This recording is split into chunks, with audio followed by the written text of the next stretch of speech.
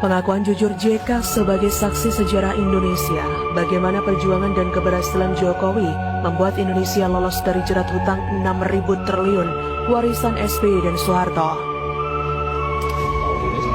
Memang sedikit baik setelah ada teks amnesti, ada tebusan 93 triliun. Tapi hutang ini kan akumulasi selama puluhan tahun. Kalau perlu kebijakan perpu, ya perpu saya keluarkan. Kalau perlu perpres saya keluarkan. Kalau saudara-saudara punya peraturan Menteri Keuangan, keluarkan. Untuk menangani negara, tanggung jawab kita kepada 267 juta rakyat kita. Apakah pemerintah serius, Pak Jokowi?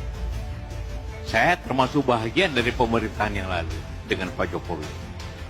Saya tidak pernah melihat presiden yang seserius itu untuk melihat rakyatnya. Dikutip dari tweet Twitter Toto Kartaraharja @Kartaraharja, akhirnya mengaku juga. Teman-teman, bacalah pengakuan seorang JK berikut sebagai saksi sejarah Indonesia. Pengakuan jujur JK terhadap keberhasilan Jokowi dalam mengelola negara sehingga Indonesia perlahan lolos dari beban utang peninggalan era SBY dan Soeharto yang telah membuat Indonesia harus menanggung utang hingga 6.000 triliun dengan dalih subsidi yang hanya memperkaya dirinya sendiri dan konco-konconya.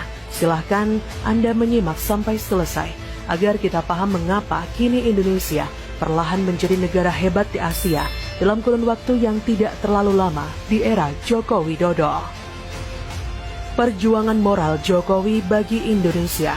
Kala itu, mantan Wakil Presiden Republik Indonesia, Yusuf Kala, dalam sambutannya di acara Simposium Ekonomi di MPR Senayan, mengatakan bahwa ada dua kebijakan keliru yang dilakukan pemerintah era Soeharto dan SBY, sehingga menghabiskan anggaran 6.000 triliun rupiah. Kebijakan itu menjadi salah satu penyebab ketertinggalan Indonesia dari negara-negara tetangga. Satu kebijakan era Soeharto dan satu lagi era SBY. Selama 32 tahun Soeharto berkuasa, tidak ada riak yang berarti untuk menghentikannya. Saat Soeharto jatuh, tatkala fundamental ekonomi yang disimpan rapat bertahun-tahun terbuka lebar oleh aksi George Soros terkuat. Nyatanya 10 tahun kita menyimpan data busuk dan kebohongan. Tidak ada kekuatan ekonomi secara nyata, tidak ada. Soeharto tidak punya rencana hebat untuk membuat Indonesia hebat dalam sektor ekonomi, kecuali hanya menggali lubang sedalam-dalamnya melalui hutang tanpa rencana real untuk mengubah Indonesia menjadi lebih baik. Dari jumlah hutang yang digali Soeharto, hanya 30% yang digunakan untuk membangun Indonesia. Selebihnya habis dikorupsi oleh mereka yang menopangnya menjadi penguasa selama 32 tahun. Akibat kebijakan yang diambilnya sebelum jatuh adalah menandatangani LOL dengan IMF sebagai blank check yang harus diselesaikan oleh rezim setelahnya. Beban masalah yang ditinggalkan Soeharto kalau dikurskan sekarang dan ditambah dengan bunga obligasi rekap mencapai 3.000 triliun rupiah. Era Habibie, Gus Dur, dan Megawati merupakan era tersulit bagi kita untuk berdamai dengan kenyataan. Indonesia dinyatakan sebagai negara insolven. Semua financial resource tertutup, pemasukan lebih kecil daripada pengeluaran. Kehidupan politik tidak jelas. 6 tahun proses transisi dari legislasi era Soeharto kepada era reformasi seakan waktu terpanjang dalam sejarah. Selama itu tidak ada pembangunan real, negara stuck.